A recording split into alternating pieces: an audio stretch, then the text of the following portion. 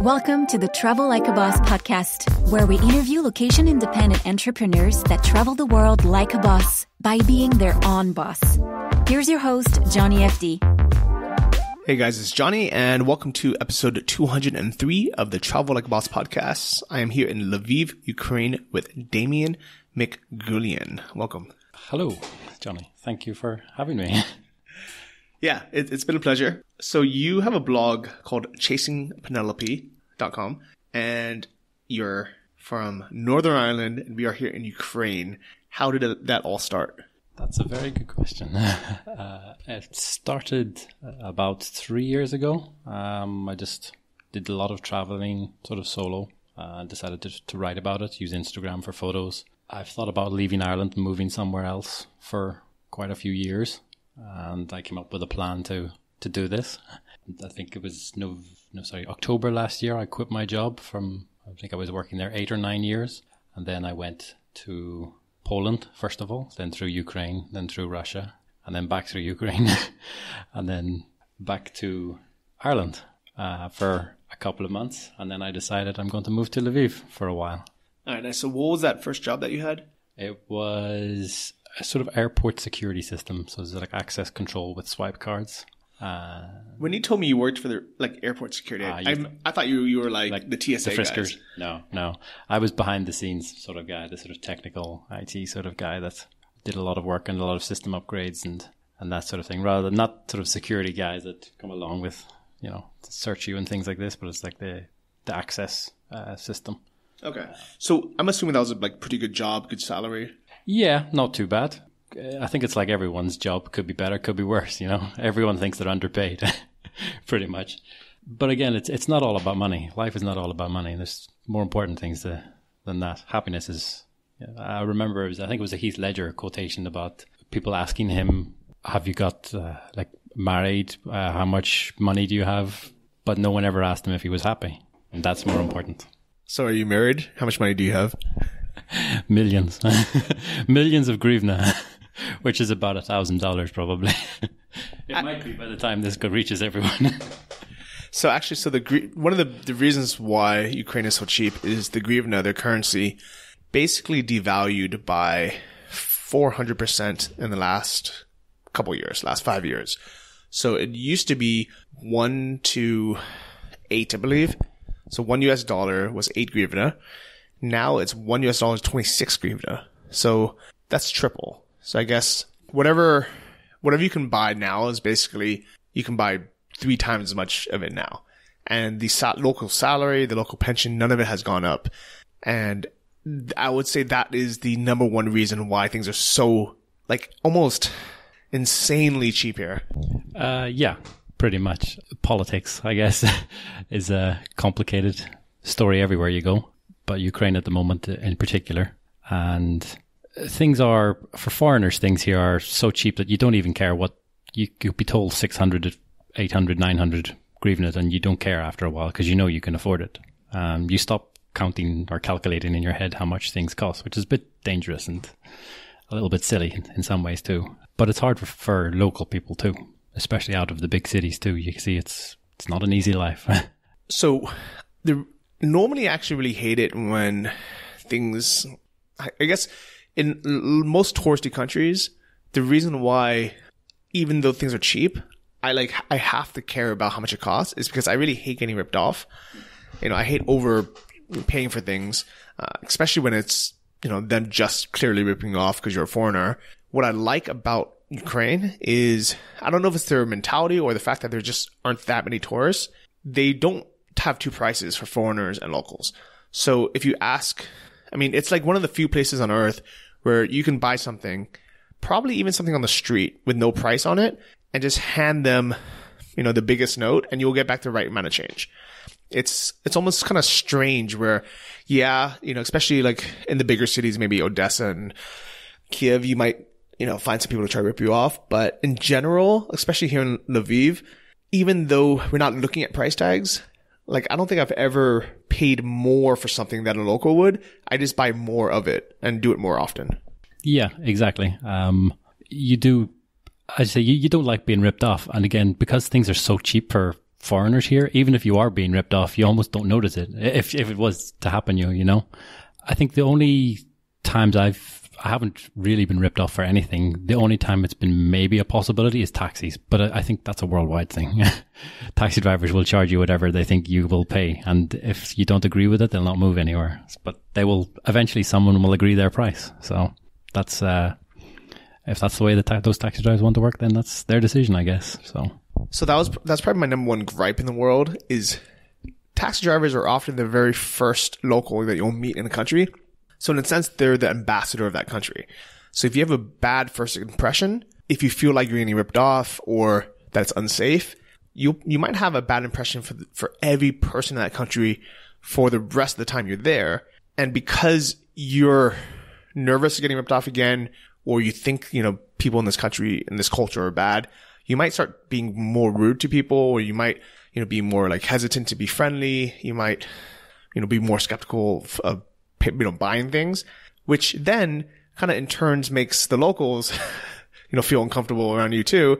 And it's like a big kind of a, you know, butterfly effect where I really think that every country's tourism board or government should either just train taxi drivers and say like, no, this is not allowed because you might make some more money, you know, but at the end of the day, you're hurting our economy, you're hurting our reputation, you're hurting business for everyone else involved. Yeah, that's true. I guess this is why you get some official taxis, or even a quoted price, a guaranteed price, and you know what you're paying. Or even some airports. I know Lviv Airport has a sort of tourist office in the airport. And if you go to them, they will book you a taxi and tell you how much it's going to cost. And it will be a third of the price you would pay if you just walked outside to get a taxi from there. I think, as you said, it is the first people you reach whenever you're pretty much going somewhere. And taxi drivers in a lot of countries complain about companies like Uber, obviously being the big one, but they only have themselves to blame in a lot of cases too. Obviously, it's not all taxi drivers, but there's a large number of them that again, it only takes one or two to bring everything down. It's a shame, but I think that's just the way it is, and I don't think it's ever going to change anymore at all. Well, it will change with things like Uber now. I think taxi drivers, I don't know if it'll ever change with taxi drivers. I think it's apps like Uber that will force them to change, because right now their business model is we have a monopoly, we have no competition, so let's just wait around until someone pays our price. And if that means we piss off some people, or some people walk, or they take, you know, alternative transportation, as long as we get one person an hour to pay us 4 times what it should be, we're still ahead. And I think this comes from laziness and greed. Yeah. It's similar, I guess, to places like, as we were saying about getting ripped off. If you ever go to some of the restaurants in like main town squares, old town squares in some places, you find the service is horrendous. The food is usually not great, and small portions maybe, and you're being charged so much money for it. And then this is pre sort of TripAdvisor type things where you now get reviews of a place. And if you see it online, you know, it's got an average of 2.3 out of 5 with 5,500 reviews. You're not going to go there anymore. So it's kind of like that, I guess, where they're being forced to change their sort of their old ways of thinking, where it was, we'll get, you know, 100 tourists every day coming here and they'll never know the name of this place probably. Those days are gone, especially for younger people as well. Older people, maybe not quite so much in like retirement sort of age. You know, if you get people sometimes you get people from Germany going to cities in Poland and this sort of thing. Maybe not for them, but for younger people, definitely. They know all about, obviously, internet and searching for places online and knowing when you're getting ripped off in restaurants and bars. So yeah, I think, as you say, Uber, it will force them eventually, but it's the point of, it only takes one person every 1 hour, 2 hours to say yes. And until that's, you know, it reaches the point where they're not making enough money anymore, then until then, they probably won't change. Maybe. Yeah. So at the end of the day, as much as I hate to say it, it's kind of our fault as consumers, especially consumers that don't plan ahead, don't bother to do research, don't learn the language, don't learn the culture, and maybe are only here for a few days, where they either don't care how much they're spending, or, you know, they're just kind of like in that mindset of the package tourist, or it's kind of like the weekend tourist. I think the big solution is kind of longer term, slower travel, kind of like what we're doing, what the nomads are doing. Why did you choose Ukraine? It's very funny because Everyone that's probably listening to this is going to think the same answer that most people think. And it begins with the word or the letter W. And it's the women. It's not the reason, but that's what everyone assumes is going to be the reason. And sometimes I just say that just to, it's not the only reason. It's one of the reasons, but not the only reason. And I did actually have an interview for a job in Kiev, and the guy there asked me the same question with a smile on his face. I was like, I know what you're thinking. Why Ukraine? Lots of reasons. All my travel, I like Eastern Europe the most. It'd be a challenge as well. It's not an English-speaking country, especially some of the smaller cities as well in the country where you'll be lucky to find anyone ever, and you'll be lucky to find one person a day that speaks English. So it's like life is too easy in the West. The West, inverted commas. I wanted a challenge, something different. Also, I have a job now, sort of full-time job working from home. I'm basically earning a very good salary, UK money-wise, and living in Ukraine. So I have pretty much no money problems for now. And it means that I can save a lot of money as well. I can save over half my salary quite easily, maybe up to 3/4 of that. So those would be the main reasons. And again, I have the freedom to move where I want, when I want, within reason. So the usual, whenever someone asks me why anything, my answer is why not. Yeah, I like it. I also agree. I think, it's not a negative to be surrounded in a city with tons of beautiful women. But to be honest, this is actually probably the worst place in the world. Like, I'm talking about Ukraine in general. If you're a guy looking to go like clubbing and hook up, like, and have a hookup or like one night stand, it just doesn't ever happen here. I mean, you have either like pros that will like try to get as much money out of you as possible. And that's someone you don't want to, get ripped off by. And then, everyone else is like, look, like, we can date for 2 months and then maybe we can have a kiss on the cheek. It's kind of like that. So, if someone really wanted to go somewhere and just like hook up, they should just go to the US or go to Ireland. And I honestly think it's almost kind of a weird thing where some guys, I think because there's so many beautiful women here, they're just like, oh, that'll be a great place. But in reality, it's probably one of the worst places to do that. And so there has to be another reason why you come here. I think that's kind of just a bonus being like, it's almost like kind of like being somewhere where there's Ferraris, and Lamborghinis everywhere. And it's like nice to look at, but you don't like, I don't have any intention of actually having a Ferrari or a Lamborghini, but if there are Ferraris and Lamborghinis everywhere and I see them every day, it puts a smile on my face. I like it. That's a good way of putting it. Yeah, it's true. As you're saying, it tends to be all or nothing for a lot of people in Ukraine. But again, I think you know pretty quickly if someone is trying to, get something out of you for nothing effectively. And it's one of those questions, the sort of why Ukraine and why come to Ukraine, and people talk about women. It's an obvious statement to make, but I also don't like it as well because it's a bit of a stereotype.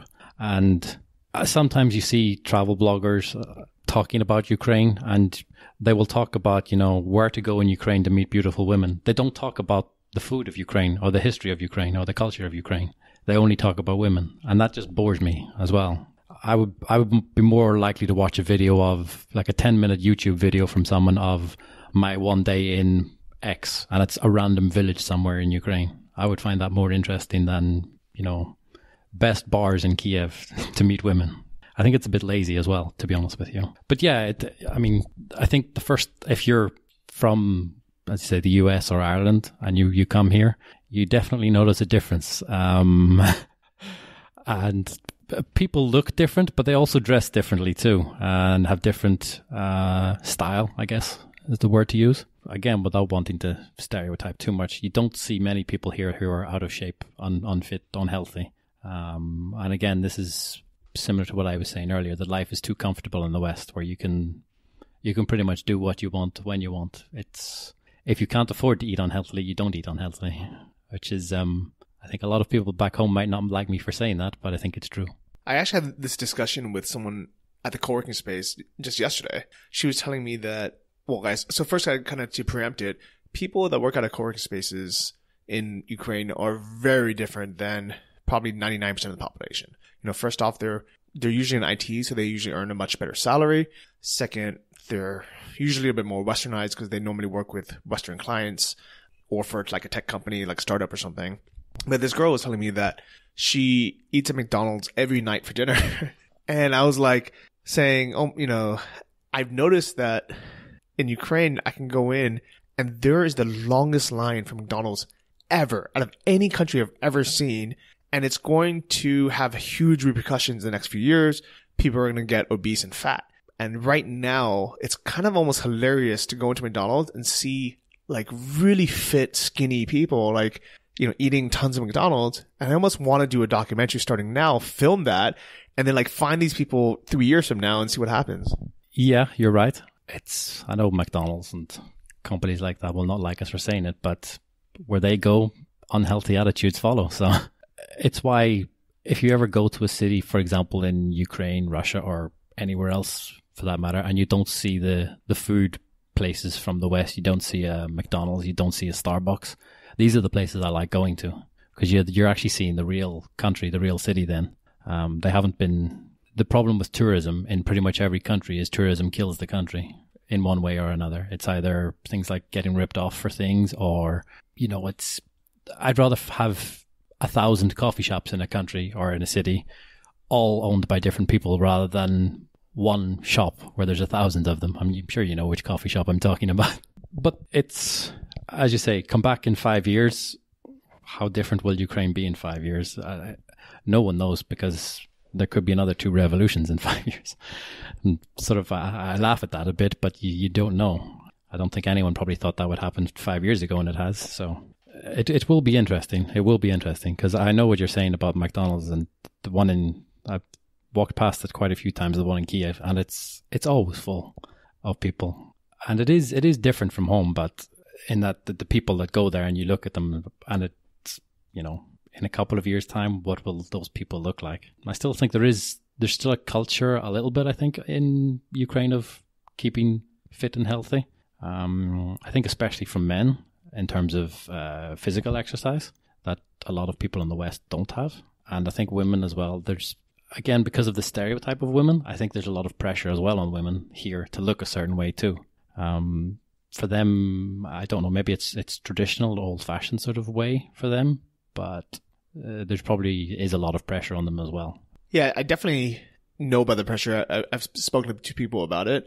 I don't think it's a bad thing. I think if there was more pressure on me to be in shape and exercise more often and not overeat or not eat McDonald's, I would be healthier because of it. And I think because there isn't that, you know, constant pressure, they're like, oh, you know, we accept you, you know, the way you are, you have a great personality, or you have other qualities. Then I'm like, all right, well, I'm going to have that extra ice cream at night. And if I was born in a society where they're like, no, you need to work out 6 days a week, or you need to work out 5 days a week, you need to have a salad for dinner and not a double burger with extra fries, it would probably be good. I mean, I understand from the other point of view, they're like, we shouldn't judge people the way they look. We shouldn't force people to, like, look shouldn't matter. But at the end of the day, I think the West is taking it way too far with, like, just throwing all that out the window. It's literally throwing the baby out with the bathwater and saying, yeah, let's just not care at all about any of that. Let's go extreme, you know, because we hated caring so much for so many generations. Yeah, it's basically like saying, to hell with any responsibility for myself. It's okay for me to look like this, to do no effort, to put in no work for it. And if other people don't like me, then it's their problem. Might seem mean, but I disagree. I think I was going to use the word lazy. I'm not sure if lazy is quite the right word. It is tough though, because I think you get set in your ways. It's like habits become a routine, and after a while, things like McDonald's all the time just becomes normal to you. And breaking out of that is very, very difficult. But as you said, if you're in a culture where it's almost beaten into you that if you don't look a certain way or you don't exercise more, etc., then it leads to one way, and that's the way the West is going, where you have people, you know, too big to leave their house for 5-6 years, and people who, and if you want to, I don't want to say you're not sort of laughing at them, but if you're trying to bring attention to it and say that it's, you know, things need to change in society, you get accused of being, you know, a fat shamer or whatever,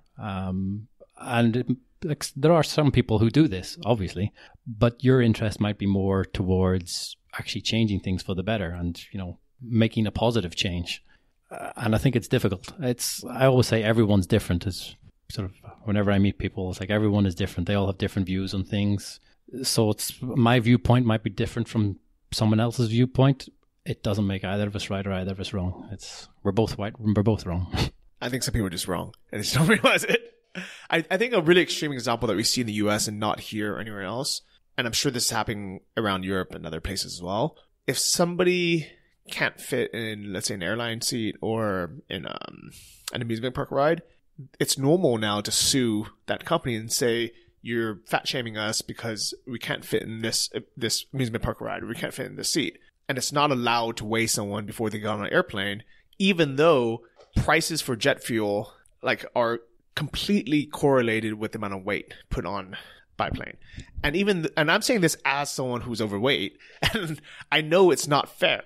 It's by me paying the exact same amount as a girl who weighs 50 kilos or 110 pounds, I'm taking up way more space. I'm taking up way more jet fuel for the travel. I should probably pay more money, and I think, for the last 100 years or however long aviation's been around, it's been fine because they just kind of average it out. They're like, okay, most people are going to weigh between, 50 kilos to 90 kilos or something, when that kind of range, 160 pound male, 130 pound or whatever, between that kind of range on average, right?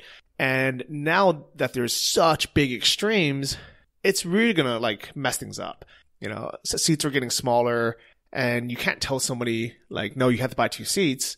But in reality, it's kind of at some point, it's going to get so messed up where nobody's taking any personal responsibility that it's just going to be a huge burden on not only the government, the healthcare system, but also businesses.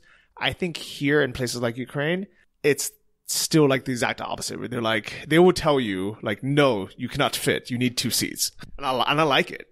I agree. Yeah. I can just imagine Ryanair trying to, in their drop down box, what do you weigh, and then the price changing because of this, and then being charged extra if you lied when you get to the plane. And I just say it is like Russia and Ukraine. There is this sort of attitude of the customer is not always right. Sometimes the customer needs to be told no.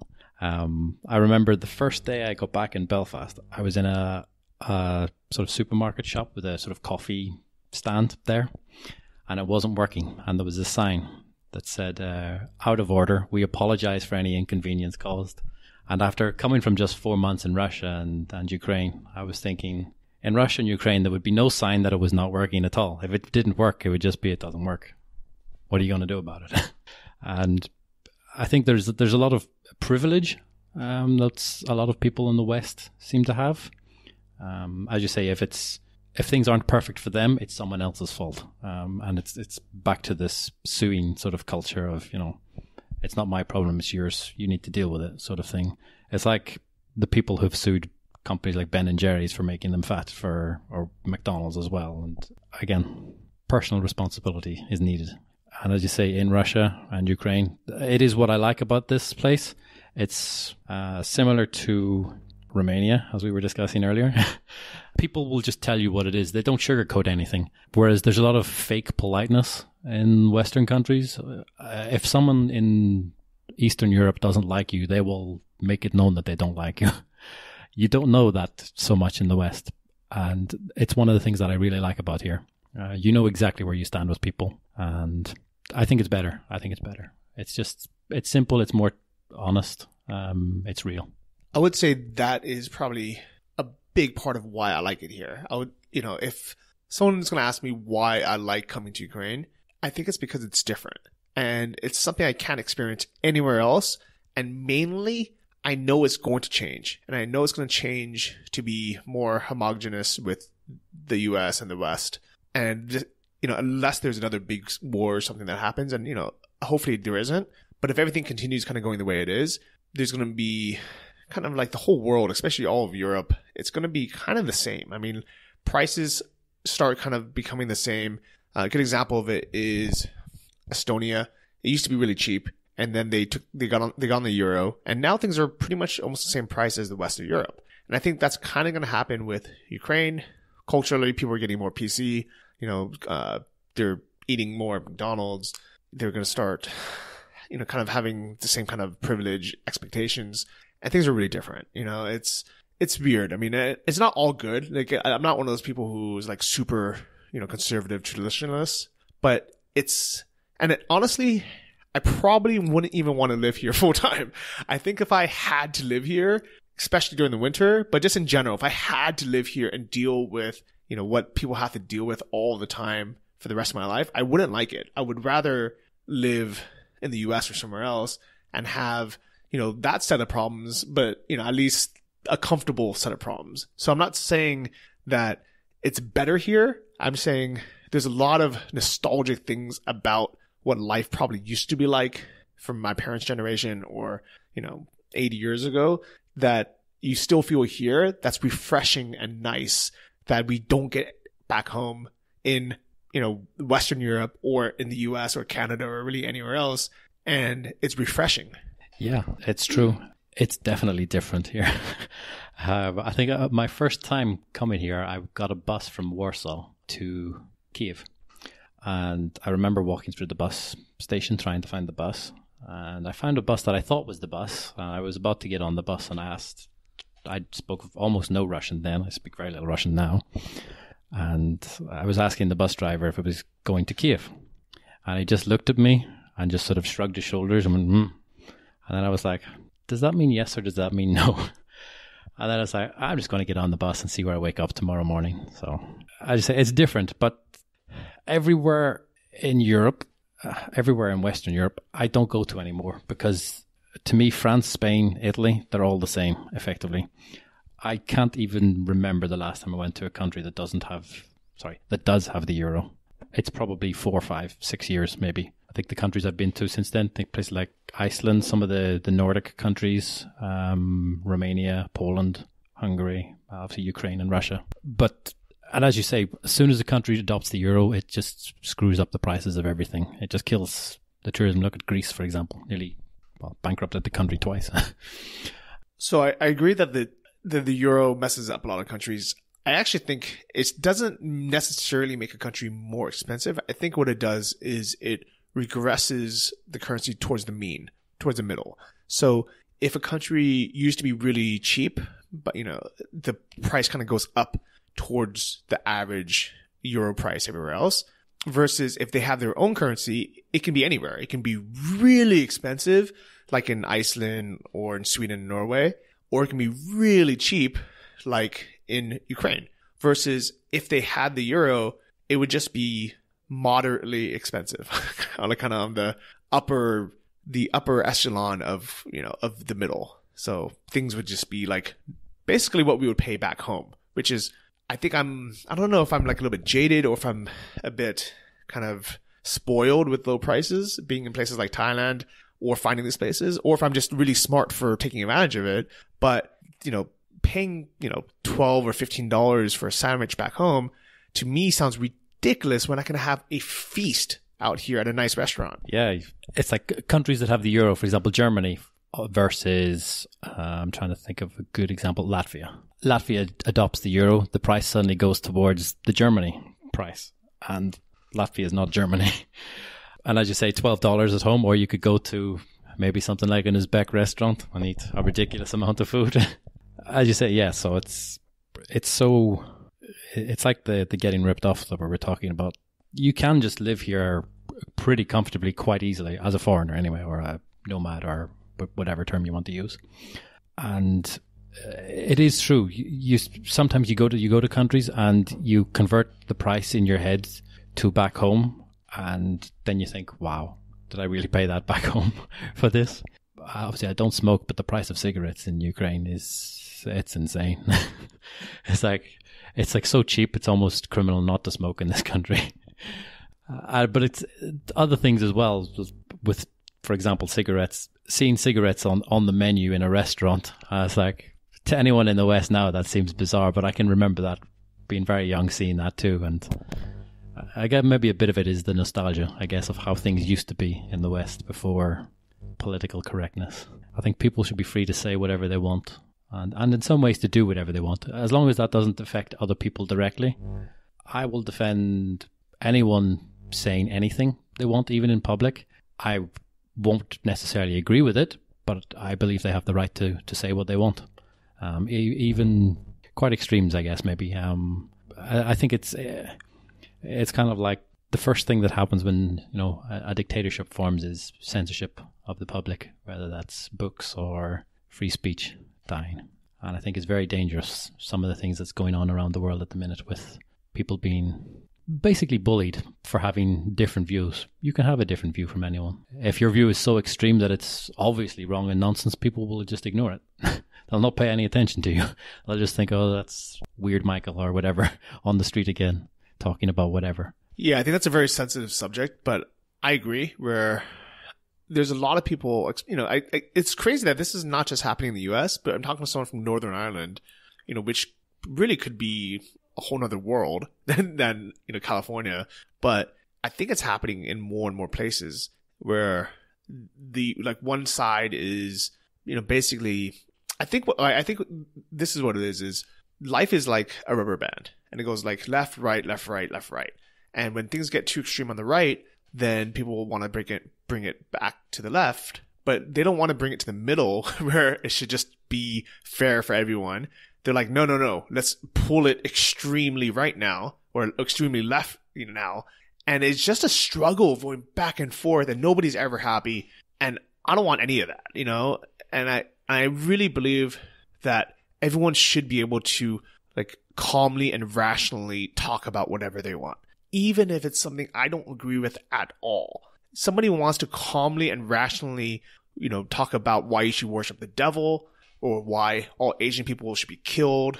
You know, I'm like, I don't agree with you, but, you know, I will allow you to like, it's not even me allowing you to have the soapbox to talk, as long as you're not actually doing any physical harm for anyone, as long as you're not organizing people to actually get physically harmed, or you're not like physically in my face.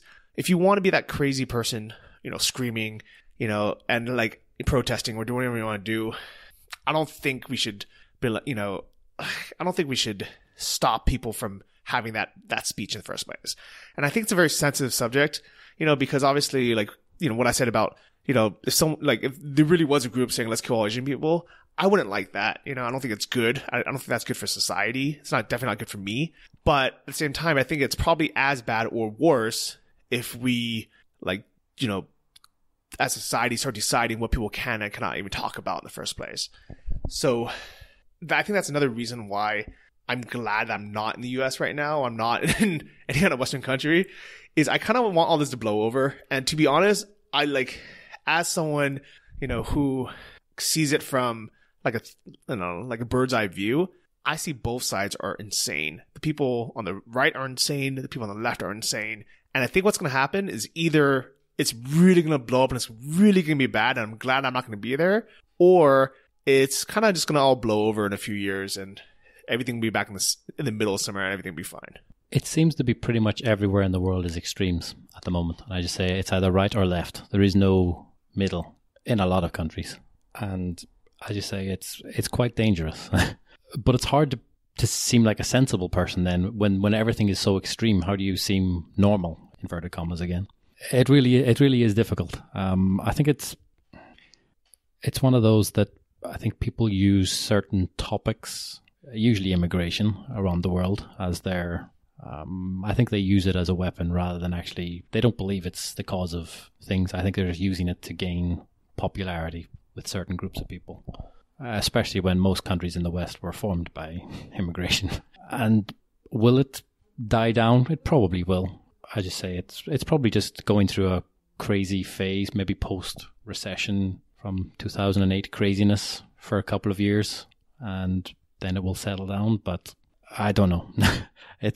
Politics is one of those topics that you could talk and talk and talk about for years and years and years, and you'll be going round in circles and you'll feel you've got nowhere. Pretty much. Sometimes it's easier to just, if you're not interested in politics, just sit out of it and wait and see what happens. But again, that's also a bit dangerous, because you look in certain places around the world, how many people actually bother to vote. So who's to blame for this? I know, going back to Romania again, Romania changed, or they tried to change the law 2 years ago, I believe, that basically would have allowed a lot of criminals out of prison. And it was the government's party that was trying to get one of their former leaders also out of prison. And what ended up happening in Romania was, I think, 500,000 people were on the streets in Bucharest in winter. And again, people ask me why I like Eastern Europe. In the West, I think you could make any law in the West and people will just accept it after 2 weeks. Eastern Europe, I think because it's so close to post-Soviet times, and they remember family members that went through bad times, and possibly knowing your neighbor could be a spy, effectively. They remember how bad it used to be. And if anyone tries to change it to make it effectively what they see as going back to the old ways, they will not stand for it. And it's one of the things that Western countries need to change. You should be forced to vote, I think, in the West. I believe Australia has something similar to this, but I think you're forced to vote, but if you don't vote, you get fined. And I think, why not? Why not? It's one of those, if someone wins an election that only 60% of people bother voting for, did they really win? Yeah, I definitely think it'd be better if everyone voted. I think what people are afraid of is what will happen is if you have to vote, you might just not think about what you're voting for, and you might just put anything down, or you might vote for, your party, whether it's Democrat, Republican, or whatever it is, without even looking at anything else and just say, I'm going to do all that. I think it's difficult. I think it's one of those things where politics is not easy. Anything as messed up as things are right now, in the US, in, the UK, in Northern Ireland, out here in Ukraine, it's weird that the fact that I'm sitting in a room with a guy from Northern Ireland, we have a Muslim girl from Uzbekistan that we're hanging out with, and then, an Asian American guy from California, and we are in Lviv, Ukraine, and we can all go out and have, nice food. We can have this conversation. We're able to reach, tens of thousands of people on a podcast that are listening from around the world. I think this is the best time ever in the history of humankind. Hopefully it'll get even better. But I really think that for most people, the fact that, even people who are living below poverty can be obese and can still have a TV, and maybe even air conditioning, four TVs, and, maybe a car as well. The fact that this is happening right now in many, most Western places, it's I think there's definitely problems in the world, but at the same time, I really think this is one of the best times. And I think if anything, it's because our lives are so easy and so comfortable that we almost kind of either expect it to be even more perfect, or we find reasons to be unhappy and feel entitled. It's a cliche, but it's the smaller things are what life is really about, If you only look at the big things in life, there's probably only about 5 times in your life you'll ever be really happy, You can be happy just sitting drinking a coffee or a tea somewhere. And I just say, if you look for reasons to be unhappy, you will find them very easily, or they will find you. I have a question for you, going back to voting. If everyone in America had to vote, and you had a third option, which was none of the above, who would have won? I would have put money, without a doubt, it would have been none of the above. I would guarantee it would have been none of the above. And the fact that there wasn't a better option than Hillary and Donald, that shows kind of how messed up our system is in the first place. It's to be honest, I didn't want any, I actually didn't vote at all this year because basically for me, I know this doesn't make sense, but it's kind of like voting none of the above by not voting. And if nothing else, even though I don't like Donald Trump as a person, I'm kind of glad that he's president, because he's basically rolling the dice. And what's going to happen is one of 3 things. Somehow, maybe he'll somehow make everything, the economy really good. The second thing that might happen is he might just completely mess everything up, and then we kind of rebuild and say, okay, let's, this wasn't working. Let's fix these things. Or third, it changes the whole system. And I think that's what's going to happen. I actually think what's probably going to happen is not that much, because I think no one person in the US really has that much power to change anything anyways. I think our system is so complicated and convoluted that it's almost going to highlight how little it matters. But I really believe that nothing's going to be the same after having this president. I think it's really going to shake things up. And I think it's going to change the way politics are. It's going to be, people are going to be kind of more transparent, more involved, you know, people are going to be more like involved. I think whenever you get emotions involved on both sides, things will kind of normally change for the better. So, we'll see what happens. But honestly, I'm really glad I'm not there. Like, I'm sitting this one out, basically. I'm just traveling the world, enjoying myself. It's a good way to live. I suppose I'm an outsider to US politics. I think the one thing about Trump is that no one probably really believed that he would actually win. Even himself, did he really believe? He says he was going to win, and he said he was going to win, but I think that's just big talk. And I think it was like almost like a joke sort of thing. So I think he's got more freedom in some ways than anyone potentially in history, because he could screw up massively and people will look back and say, we told you so. Whereas even if he does only one good thing in 4 or 8 years, does that count as a win, you know? Like, look at Obama. When Obama went in, so many people around the world were thinking this is an amazing thing, sort of thing. But then he had such high expectations, it's impossible to live up to those. Trump is, again, it's going one extreme to the other. There's such low expectations of him that if he does anything or achieves anything, it'll seem like an amazing thing. In some ways, that's his sort of greatest strength that he has. But I don't like the man, but you can appreciate the balls that he has, basically, to say what he wants when he wants, sort of thing. And it's like most people in public life, they're too politically correct. You could close your eyes or read what someone said and you'd have no idea who they were. You read something from Trump and you know it's Trump. Again, personalities counts for a lot, I think. You can tell a lot about someone from their personality.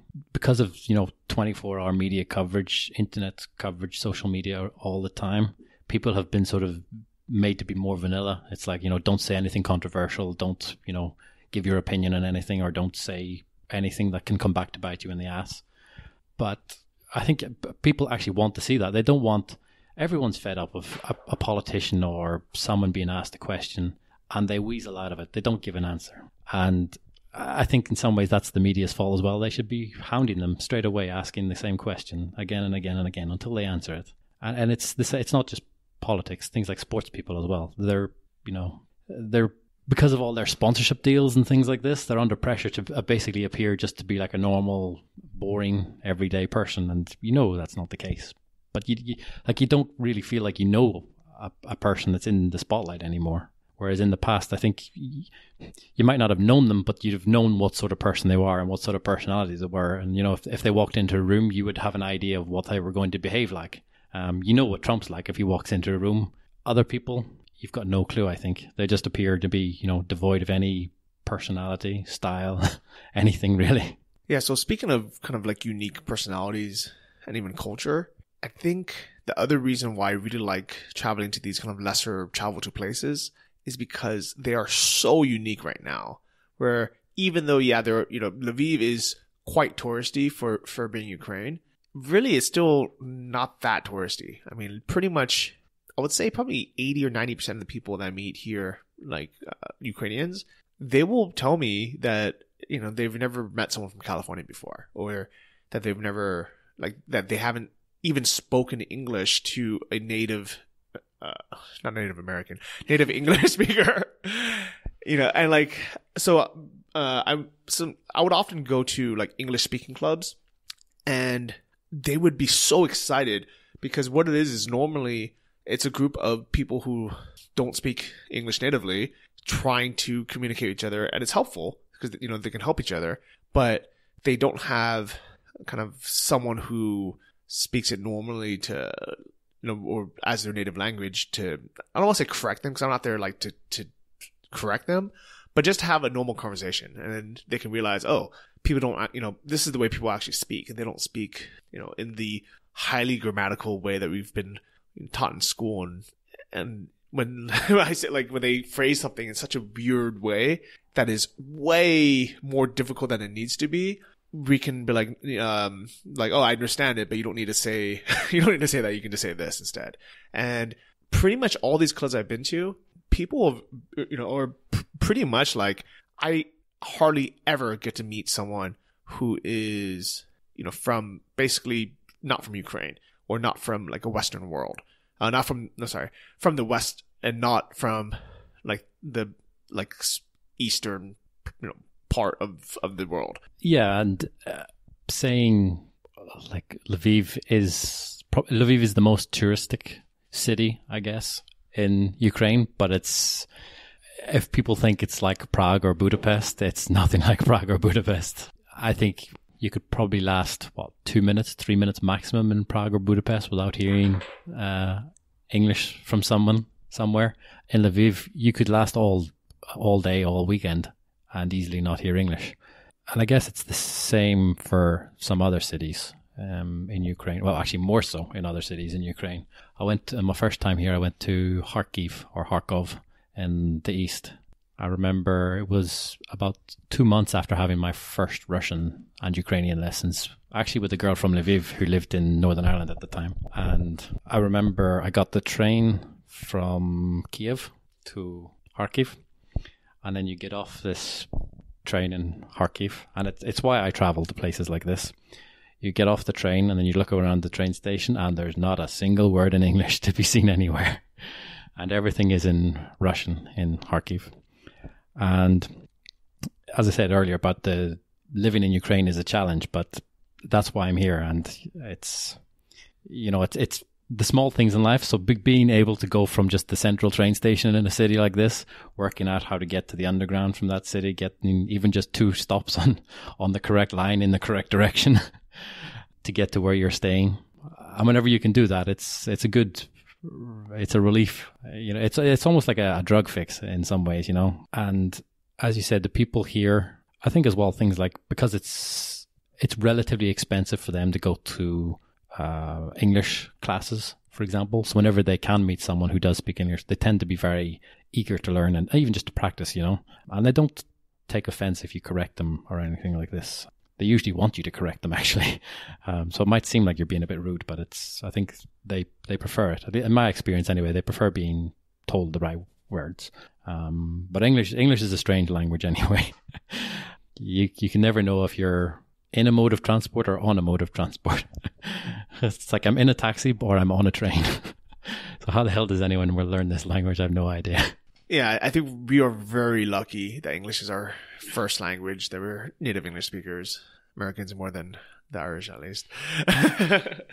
But it's been a really fascinating life. Can you real quick kind of just talk about how you actually earn a living while living abroad? Like, what is your job now? The easiest way to explain it is sort of IT technical expert. I work for a company that provides sports betting information around the world.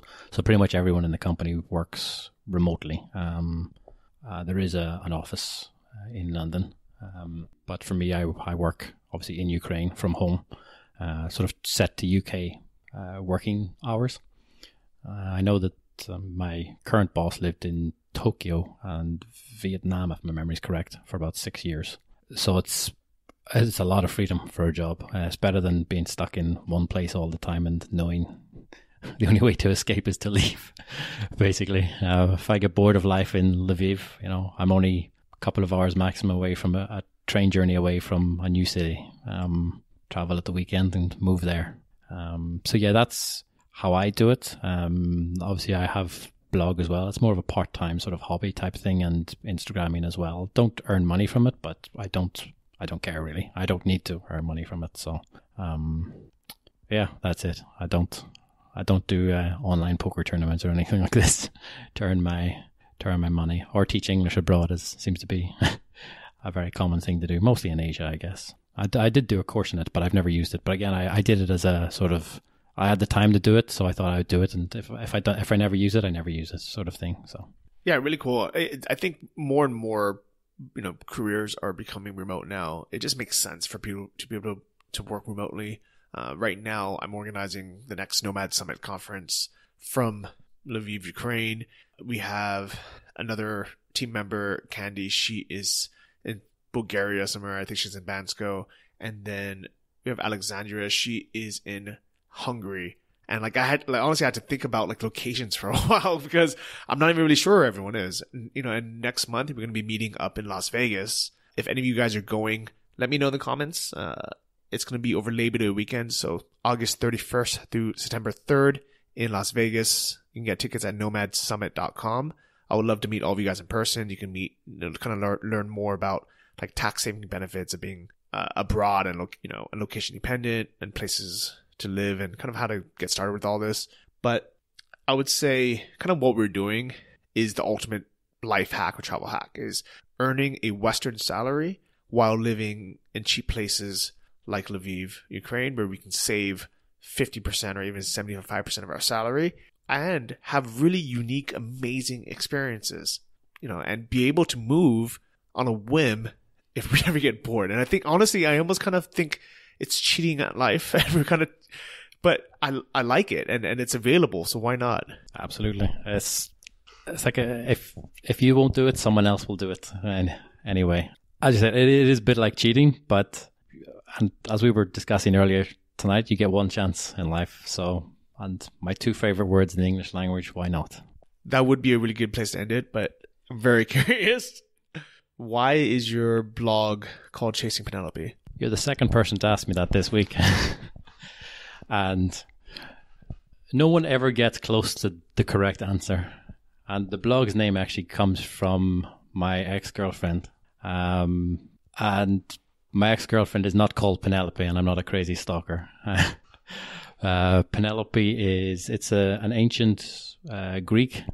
It was the wife of, I'm trying to remember who it was, Homer, I think it is. I know I've written about this on my blog.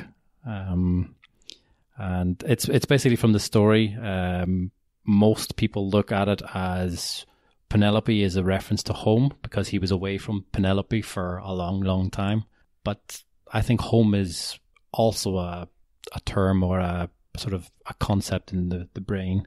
Home can be transferred to just mean happiness and where you enjoy being. So it's basically a roundabout way of saying chasing happiness, I guess, in many ways. And just keep on living, I guess. Or living, I should be saying. Living it up in Lviv. I love it. It's been fun hanging out. And to be honest, the reason why I messaged you in the first place, so basically we just met 2 days ago.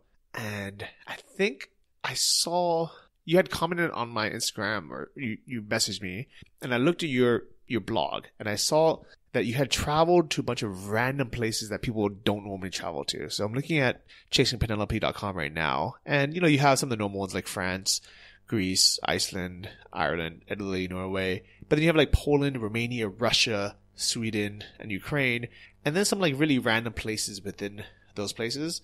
And I was like, this guy's like really interesting. Like, why did he go to Moscow? Why did he go to these kind of out of the way destinations?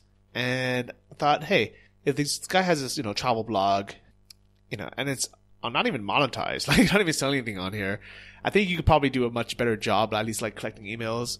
So eventually when you do want to monetize it, you can. But I think by having your life kind of documented and open like this, and then just wanting to share information, I was able to tell your personality even before meeting you. And I was like, this guy, he's adventurous, but he's also very generous and giving and wanting to kind of share the breadcrumbs of how to get to these places that most people would be kind of afraid to travel to. And that's why as soon as I saw that, I was like, hey, let's meet up, let's grab dinner. Yeah, I try to write basically what actually happened, mostly the truth.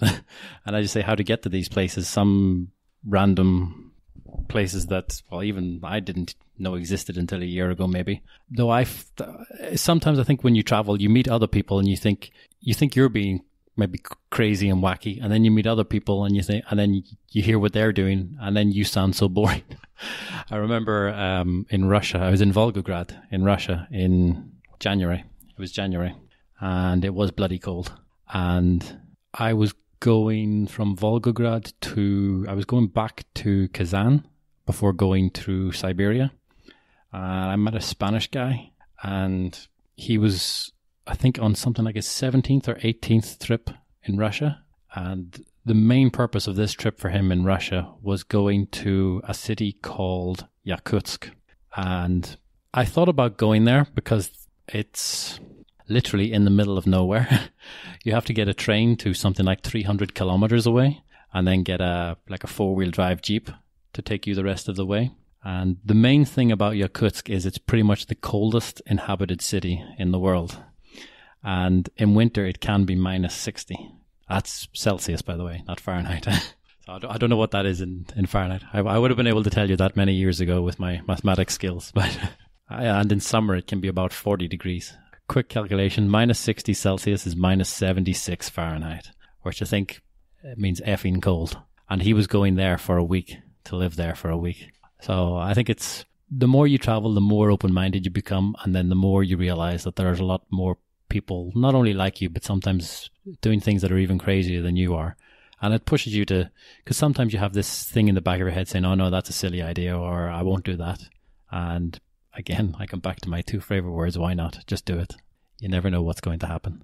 And again, going back to talking about the blog, I think the thing that I hate about a lot of travel bloggers and Instagrammers is that you look at it and it's too polished. It just looks so fake. I would rather take a picture that looks, if it's a picture of a building or of a street or whatever, if that's the picture I took, that's the picture I will take. I won't stand waiting for 6 hours to get the perfect picture of somewhere that, you're not actually going to see when you go there. I would rather post a picture that's the truth about a place. So at least then if you ever go there, you'll see the same thing, It's you always see these things like on BuzzFeed and all these websites, about, expectation and reality of places like the Great Wall of China and what's the other one? The Taj Mahal being 2 up there. And I think, I don't know, it's just, I like the more real and authentic style of things rather than the sort of over the top sort of, I don't want to say faked, but sort of not entirely genuine or honest. And that's pretty much what I try to do with my blog and my Instagram. Yeah, I really like that. I really respect that. And that's why I normally don't have travel bloggers on the podcast. And even though I've had a lot of them, want to come on or want to speak the Nomad Summit, I pretty much just tell them no or ignore them. And it's not because they don't have a big following or it doesn't look like they have this cool life or they, like most of them been to a lot of cool places. But I know a lot of them and I've had to spend time with a lot of them.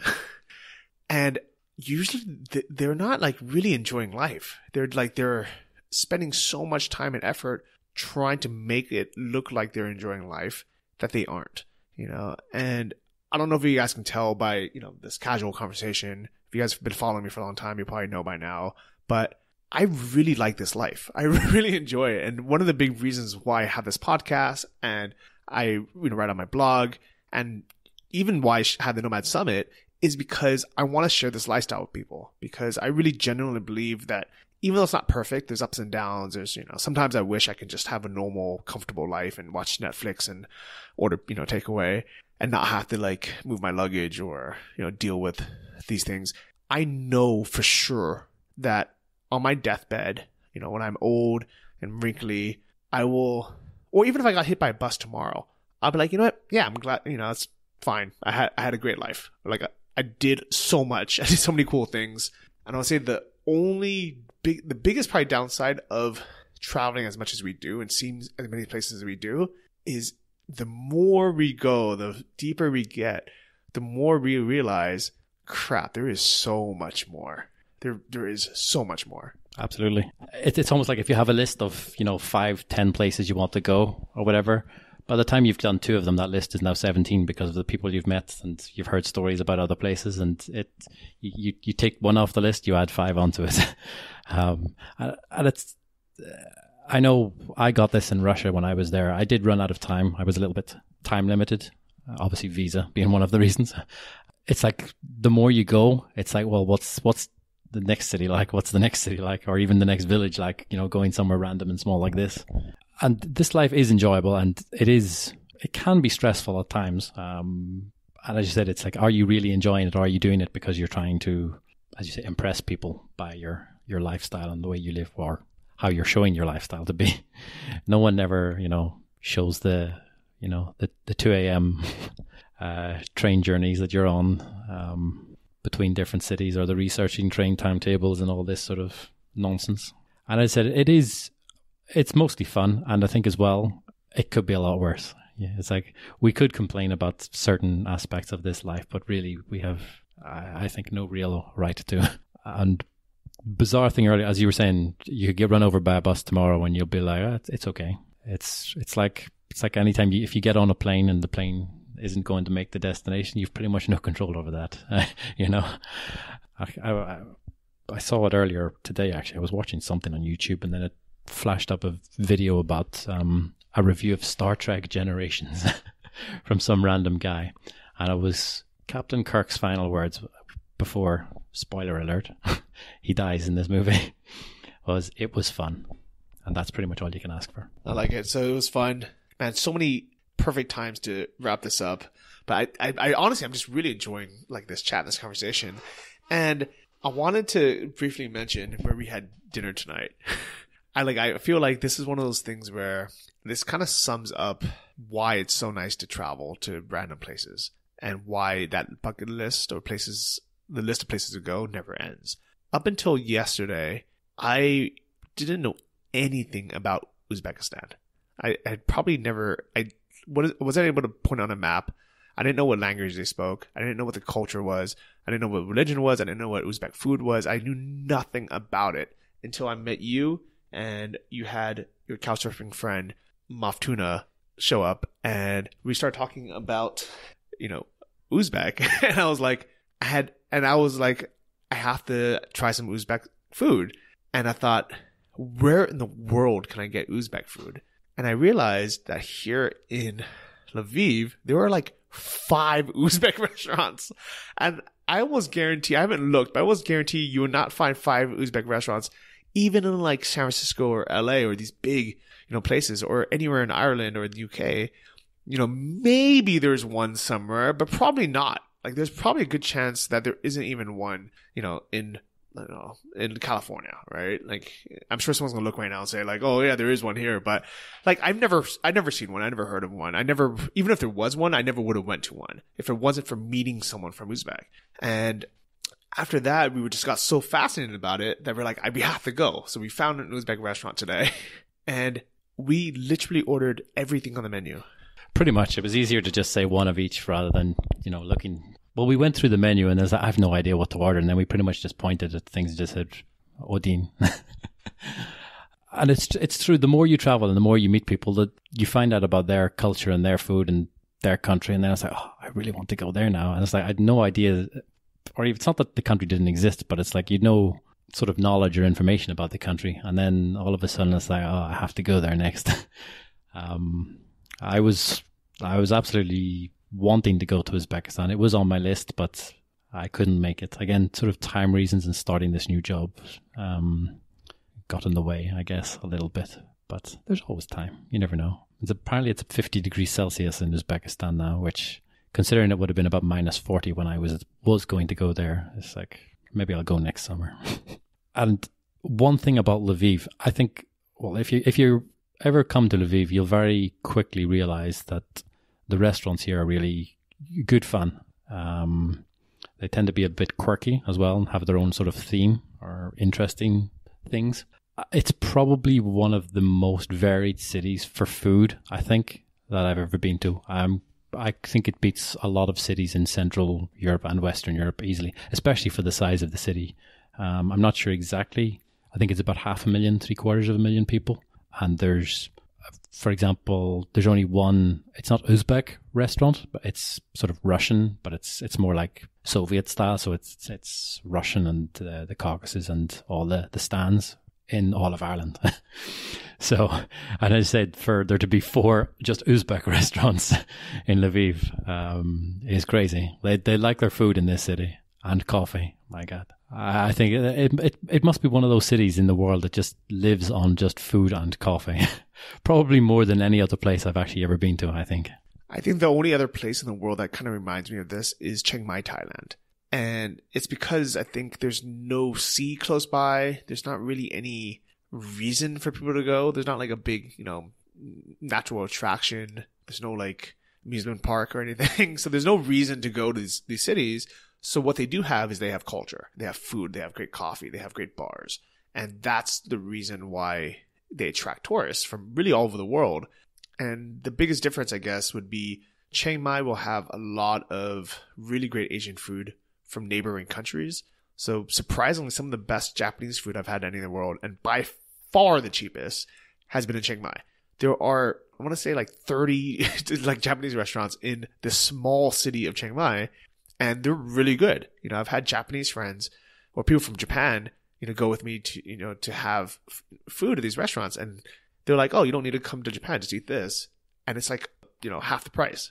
You know, while here in Lviv, because we're closer to places like Uzbekistan and I guess all the other stands and Russia and Georgia, they have this cuisine, which we wouldn't have, you know, in Asia or in Ireland or in the US. You know, we have food from like Mexico or, you know, food, you know, that's kind of closer to where we actually live. So I think it's a big reason why it's cool to come places like Lviv. I highly recommend it. I was actually planning on just talking about Lviv this whole episode because it's so cool, but we really kind of didn't get around to it. Luckily, I have a whole blog post about it. Just go to johnnyfd.com, search for Lviv, Lviv. Have you written about it on your blog yet? I don't think I have. There's a couple of things that I've got sort of half written sort of things. So eventually I will get a couple of bits and pieces put up. Most of it's based in Kiev, and there was one actually, yeah. Oh, the banya. Oh, yeah. We're just scrolling through the blog now, and I'm remembering my first experience of a Russian banya. I say Russian sometimes. You don't want to say that word in Ukraine sometimes. It's like, is it a Russian banya or a Ukrainian banya? It's like sauna-based water torture, but very enjoyable it was. So wasn't planned part of the show, but because I don't know when I'll ever meet someone else from Uzbekistan, so I want her to just kind of quickly say hello. You want to say your name, where you're from, and why people should go to Uzbekistan? Okay, my name is Maftuna, and I'm from Uzbekistan, as you mentioned. And this year, Uzbekistan is on the top of many reviews about the countries. And I read a lot of articles of this year that which mentioned Uzbekistan as a hottest destinations of 2018. So one of the reasons is we now have had a lot of reforms, and it's much easier to come for foreigners now. I mean, visas and stuff, so such kind of stuff, and cuisine, fresh vegetables, fruits, the main reason, of course, and the best season is from August to October because it's really hot now. Yeah. So I know nothing about Uzbekistan, but judging about the weather being very cold in the winter and really hot in the summer, is it like kind of like a desert area? Like what is the terrain? No, it's continental climate. I mean, we have 4 seasons: winter like winter, summer like summer, spring, and autumn like spring and autumn. I mean, every season as it must be like it should be. All right, so I'm not going to talk too much about Uzbekistan because I would just sound like an idiot because I know nothing about it. But I'm happy to say I finally had some Uzbek food today. I showed her some photos of what we ate. So if you guys are on my Instagram, JohnnyFDK, you can scroll back and look at some of them. But maybe I'm going to have to go to Uzbek one day to actually have some real Uzbek food. It's tasty. So I guess why not? Thank you for coming on the show. Okay, you're both always welcome in Uzbekistan, and it's my pleasure to see you as my guest in my home and my hometown. And the best plov is homemade plov, so it will be a great opportunity to make you a real homemade plov, and I think we can enjoy it all together in Uzbekistan, like Irishman, Asian American in Uzbekistan. Why not? I appreciate that. And I apologize so much for my ignorance on everything Uzbek. I remember, actually you as well, because this is how bad it was. We decided, yesterday to go to a restaurant, and you picked a ribs restaurant that only serves pork ribs. And then I was like, oh, what's this plov dish? Is it, it's a rice dish.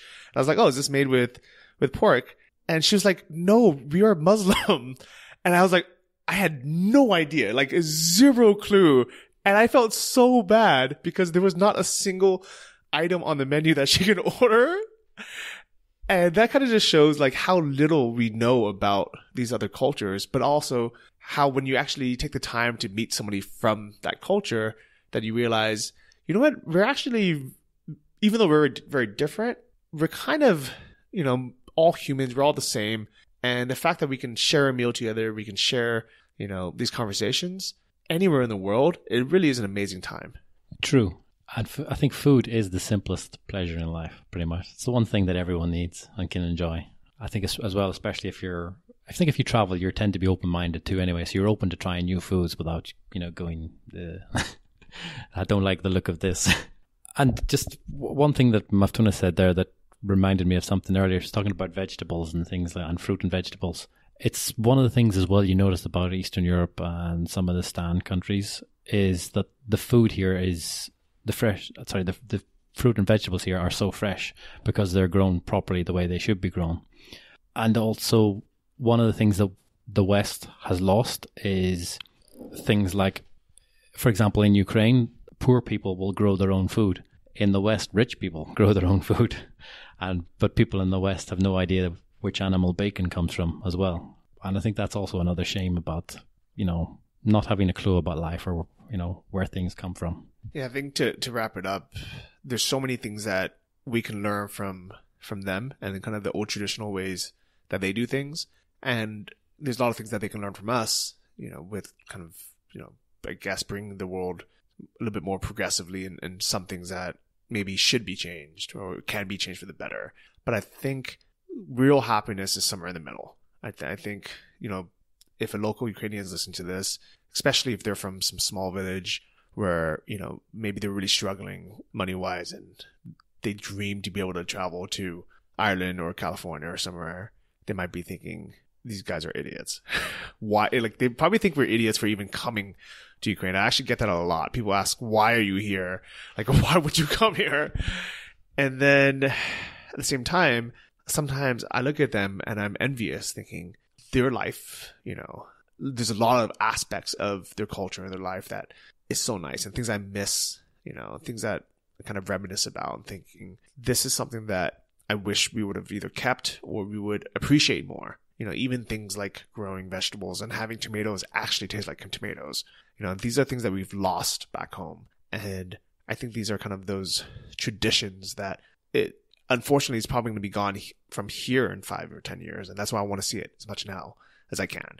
So let's kind of take that, as kind of the final thought is let's appreciate what we have today and travel as much as we can now, because if you put it off for 5 or 10 years, there might, not really be anything to see. I mean, hopefully there'll always be somewhere new or somewhere old that we haven't been, but a lot of things are going to be homogenous in 5 or 10 years.